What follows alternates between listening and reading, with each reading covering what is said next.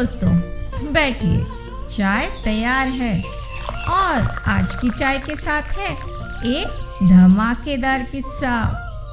ये है चाय की चुस्कियाँ, जहाँ गर्मा गर्म चाय के साथ सुनाते हैं गर्मा गर्म किस्से। दोस्तों, मैं हूँ रसिका और आज की कहानी है साली का व्रत और जीजा की आफत। अब देखिए, राखी तो सब बांधते हैं ना, भाई बहन का प्यार, मिठाई, गिफ्ट सब होता है। पर क्या आपने कभी सुना है साली का व्रत? जी हाँ, जहाँ साली रखती है व्रत और जीजा की लग जाती है क्लास। आज के किस्से में मिलिए राजेश से, जो सोच रहे थे कि राखी के बाद आराम मिलेगा, पर उनकी साली अंजलि के पास था एक मास्टर प्लान। साड़ी शॉपिंग, दही की लस्सी और कुकिंग क्लास सब एक ही दिन में। तो चाय उठाइए, आराम से बैठिए और तैयार हो जाइए हंसने के लिए, क्योंकि आज के किस्से में है जीजा साली की नोकझोंक, शॉपिंग का ड्रामा और रिश्तों का प्यारा सा एहसास।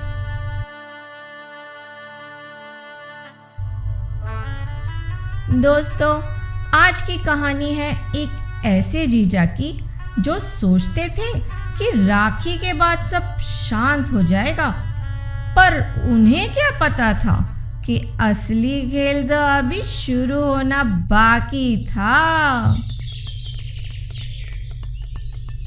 राजेश कुमार, उम्र 38 साल, आईटी कंपनी में सीनियर मैनेजर हैं। शादी हुए 10 साल हो गए हैं। पत्नी का नाम है प्रीति और प्रीति की छोटी बहन अंजलि, जिसे राजेश प्यार से आफत बुलाते हैं, पर सिर्फ मन में। राखी के अगले दिन सुबह 7 बज रहे हैं। राजेश अभी बिस्तर में ही है। संडे का दिन छुट्टी का दिन है। सोचा था कि 10 बजे तक सोएंगे, पर फोन बज रहा है लगातार, और फोन की आवाज सुनकर झुंझलाते हुए नींद भरी आवाज में राजेश कहते हैं, कौन है यार इतनी सुबह? हेलो जीजा जी, गुड मॉर्निंग, उठ गए ना आप? बेहद ही उत्साहित होते हुए अंजलि फोन पर बोली। तभी राजेश जी आंखें मलते हुए बोले, हाँ मतलब अब उठ गया। क्या बात है अंजलि? जीजा जी, आज मैंने आपके लिए व्रत रखा है, साली का व्रत, जीजा की लंबी उम्र और खुशहाली के लिए। राजेश ने फोन स्पीकर से थोड़ा दूर किया।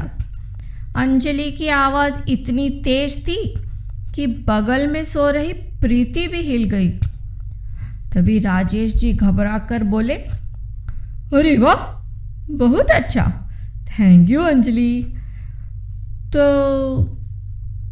तो बस इतना ही बताना था? नहीं जीजा जी, व्रत में तो रस्में भी होती है ना। आपको आज मेरे साथ पूरा दिन रहना होगा। क्या पूरा दिन? हाँ, पहले हम साड़ी शॉपिंग करेंगे, फिर मुझे दही की लस्सी चाहिए व्रत खोलने के लिए, वो भी खास जगह की, और शाम को सरप्राइज है। राजेश ने फोन काटा और छत की तरफ देखा, जैसे भगवान से पूछ रहे हो, मैंने ऐसा क्या किया था? तभी नींद में प्रीति बोली, कौन था? तुम्हारी बहन मेरी आफत। 10 बज रहे हैं और राजेश तैयार होकर अंजलि को लेने पहुंच गए। सोचा था कि 1 घंटे में सब निपट जाएगा, पर उन्हें क्या पता था कि साड़ी शॉपिंग 1 घंटे में नहीं होती। तभी खुश होते हुए और गाड़ी में बैठते हुए अंजलि बोली, जीजा जी आप बेस्ट हो। दीदी को बोल दिया ना कि मैं आपको अगवा कर रही हूँ। हाँ हाँ बोल दिया। वो हंस रही थी, पता नहीं क्यों। क्योंकि दीदी जानती है कि आज आपकी खैर नहीं। और अंजलि जोर से हंसी। राजेश ने सोचा, भगवान ये लड़की मेरी बहन क्यों नहीं बनी? कम से कम मैं इसे डांट तो सकता। चांदनी चौक की एक साड़ी की दुकान। राजेश और अंजलि अंदर घुसे। दुकानदार ने राजेश को देखा और मुस्कुराया। वो मुस्कुराहट जो कहती है, आ गया एक और शिकार। तभी खुशामद करते हुए दुकानदार बोलता है, आइए साहब आइए, बहन जी के लिए साड़ी देखनी है। तभी उत्साह से अंजलि बोलती है, हाँ भैया कुछ अच्छा सा दिखाइए, लेटेस्ट डिज़ाइन। और शुरू हो गया साड़ियों का अंबार। एक के बाद एक, लाल, पीली, हरी, नीली। हाथ में मोबाइल लिए कुर्सी पर बैठे हैं राजेश। सोच रहे हैं कि 10 मिनट में तो हो ही जाएगा। तभी अंजलि पहली साड़ी देखते हुए बोलती है, ये कैसी है जीजा जी? अच्छी है। बिना देखे ही राजेश बोला, आपने देखा भी नहीं। तभी फोन से नजर हटाकर राजेश बोला, देखा देखा बहुत अच्छी है, ले लो। नहीं ये तो बिल्कुल बेकार है, भैया दूसरी दिखाइए। 10 मिनट बीत गए, फिर 20, फिर 30। राजेश को कुर्सी अब पत्थर लगने लगी। अंजलि अब तक 15 साड़ियाँ देख चुकी थी और हर बार वही जवाब, नहीं कुछ और दिखाइए। तभी राजेश खुद से बोलता है, भगवान मुझे यहाँ से निकालो। यह अंजलि सुन लेती है और बोलती है, क्या कहा जीजा जी? अरे कुछ नहीं, मैं कह रहा था कि ये वाली साड़ी बहुत अच्छी लग रही है। सच में? तो ये ले लूं? हाँ हाँ बिल्कुल। पर अगर आपको इतनी पसंद आ रही है तो जरूर कुछ गड़बड़ है। भैया कुछ और दिखाइए। राजेश ने अपना सिर पीट लिया। मन में बाहर से तो मुस्कुरा रहे थे। 1 घंटा बीत गया। अंजलि ने आखिरकार एक साड़ी पसंद की, गुलाबी रंग की, गोल्डन बॉर्डर के साथ। राजेश ने बिल चुकाया, 5,000 रुपये। जी हाँ, 5,000 रुपये। उन्होंने सोचा, इतने में तो मैं एक नया लैपटॉप ले सकता था।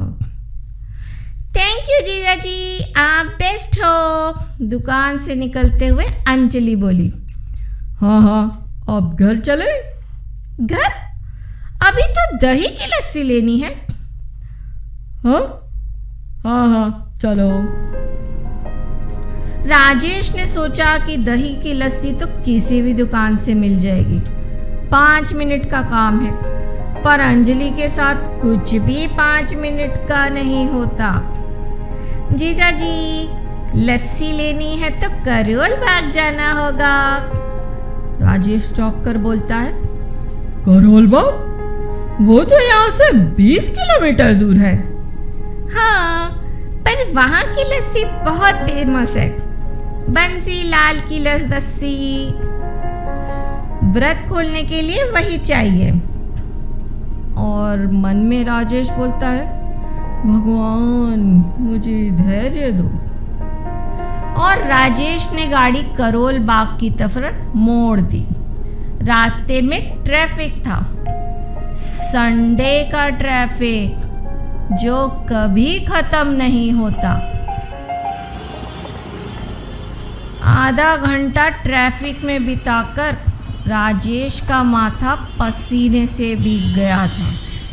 एसी चल रहा था, पर गुस्सा बहुत ज़्यादा था। और अंजलि वो बगल में बैठी गाने गुनगुना रही थी। जीजा जी सबसे प्यारे जीजा जी। तभी मन मारकर मुस्कुराते हुए राजेश जी बोले, हाँ गाओ, कम से कम तुम तो खुश हो। अब दोनों करोल बाग पहुंच चुके हैं, बंसीलाल की लस्सी की दुकान पर। और वहाँ लाइन लगी थी, कम से कम 20 लोग। यह देखते ही राजेश बोला, इतनी लाइन? हाँ, इसीलिए तो फेमस है, चलिए लाइन में लग जाते हैं, अंजलि बोली। राजेश ने घड़ी देखी, दोपहर के 12 बज गए थे। सुबह से कुछ खाया नहीं था और पेट में चूहे कूद रहे थे। पर अंजलि का तो व्रत था ना, तो वो भी कुछ नहीं खा सकती थी। और राजेश ने सोचा, कम से कम मैं तो खा सकता हूँ। पर फिर सोचा, नहीं, अंजलि के सामने खाना ठीक नहीं। 15 मिनट हो गए लाइन में खड़े खड़े। अब राजेश के पैर दुखने लगे हैं और अंजलि वो फोन पर इंस्टाग्राम स्क्रॉल कर रही थी। तभी बोली, जीजा जी सेल्फी लेते हैं। अभी यहाँ? हाँ, व्रत की मेमोरी के लिए। और अंजलि ने फोन उठाया, राजेश को खींचकर अपने पास किया और क्लिक। राजेश की शक्ल ऐसे थी जैसे किसी ने जबरदस्ती मुस्कुराने को कहा हो। तभी अंजलि फोटो दिखाते हुए बोली, परफेक्ट, अभी दीदी को भेजती हूँ। नहीं, बाद में भेज देना।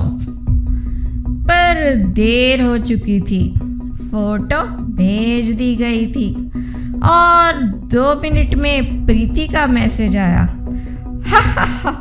तुम्हारी शक्ल देखो। आखिरकार उनका नंबर आया। बंसीलाल खुद लस्सी बना रहे थे, मोटे गिलास में, ऊपर से मलाई।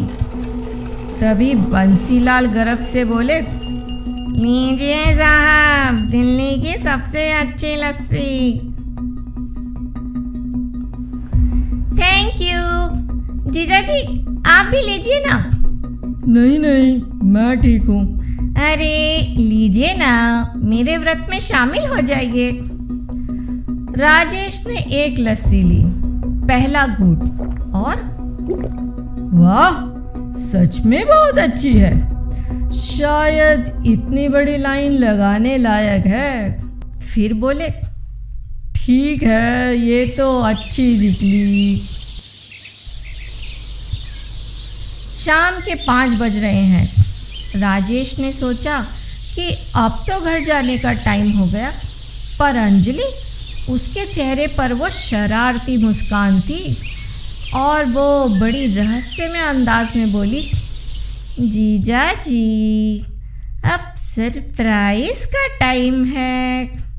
और डरते हुए राजेश बोला, सरप्राइज? कैसा सरप्राइज? आज शाम मैंने आपके लिए कुकिंग क्लास बुक की है। क्या? Cooking class? मेरे लिए?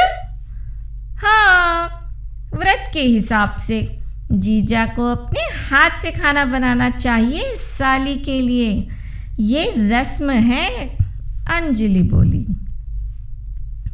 राजेश को शक हुआ, उन्होंने कभी ऐसी रस्म के बारे में नहीं सुना था, पर अंजलि इतने विश्वास से बोल रही थी कि वो कुछ कह ही नहीं पाए। बस हिचकिचाते हुए बोले, पर मुझे खाना बनाना नहीं आता। इसीलिए तो क्लास है, चलिए। साउथ दिल्ली की एक fancy cooking class, chef Meena की रसोई। अंदर 5-6 लोग और थे, सब अपने अपने काउंटर पर। तभी शेफ मीना बड़ी ऊर्जावान आवाज़ में बोलती है, वेलकम वेलकम, आज हम बनाएंगे पनीर टिक्का मसाला। और राजेश अंजलि से बहुत ही धीमे आवाज़ में बोलते हैं, मुझे सच में ये करना होगा? हाँ जीजा जी, मेरे लिए। राजेश ने एप्रन पहना, हाथ में चाकू पकड़ा, सामने रखा था प्याज, और उन्होंने सोचा, मैं कोड लिखता हूँ, प्याज नहीं काटता। तभी शेफ मीना की आवाज़ आई, अब प्याज को बारीक काटिए, बिल्कुल बारीक। राजेश ने प्याज काटना शुरू किया। पहला टुकड़ा बहुत बड़ा, दूसरा बहुत छोटा, तीसरा टेढ़ा मेढ़ा। और अंजलि वह बगल में खड़ी हंस रही थी और हंसते हुए बोली, जीजा जी, आप इंजीनियर हो या बढ़ई? तुम हंसो मत, मुझसे नहीं हो रहा। और तभी शेफ मीना पास आकर बोलती है, अरे साहब ऐसे नहीं, देखिए मैं दिखाती हूँ। शेफ मीना ने राजेश का हाथ पकड़ा और प्याज काटना सिखाया, धीरे धीरे। और राजेश को थोड़ा कॉन्फिडेंस आया। अब आधा घंटा बीत चुका है। राजेश ने प्याज काटा, टमाटर काटा, पनीर काटा। उनकी आंखों से आंसू आ रहे थे प्याज की वजह से, और थोड़ा अपनी किस्मत की वजह से भी। तभी शेफ मीना बोलती है, अब सब कुछ कढ़ाई में डालिए। राजेश ने सब कुछ कढ़ाई में डाला। तेल छलका, मसाले उड़े, पर किसी तरह खाना बन गया। पनीर टिक्का मसाला देखने में ठीक ठाक था। वह देखते ही अंजलि खुश होकर बोली, वाह जीजा जी, आपने कर दिखाया। और थकी हुई आवाज में राजेश बोला, हाँ किसी तरह हो गया। तभी शेफ मीना की आवाज आती है, अब टेस्ट करिए। राजेश ने 1 चम्मच लिया, अंजलि को खिलाया। अंजलि ने चखा, चेहरा बनाया और फिर मुस्कुराई। जीजा जी, ये तो बहुत अच्छा है। सच में? हाँ, थोड़ा नमक ज्यादा है पर चलेगा। राजेश को पहली बार, जी हाँ पहली बार, आज पूरे दिन में अच्छा लगा। उन्होंने कुछ बनाया था अपने हाथों से। अब रात के 8 बज रहे हैं। राजेश अंजलि को घर छोड़ने आए हैं। अंजलि ने अपना व्रत खोला दही की लस्सी से और राजेश के हाथ का बना खाना खाया, और वह भावुक होकर बोली, थैंक यू जीजा जी, आज आज का दिन मैं कभी नहीं भूलूंगी। मुस्कुराते हुए राजेश बोलता है, मैं भी नहीं भूलूंगा, चाह कर भी नहीं भूल सकता। अगले साल फिर व्रत रखूंगी। घबराता आता है राजेश और बोलता है, नहीं नहीं, एक बार ही काफी है। राजेश घर पहुंचे। प्रीति दरवाजे पर खड़ी थी और हंस रही थी और हंसते हुए पूछती है, कैसा रहा दिन?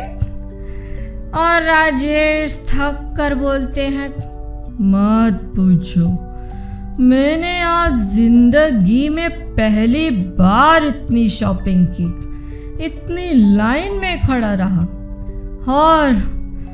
और खाना भी बनाया। और कैसा लगा?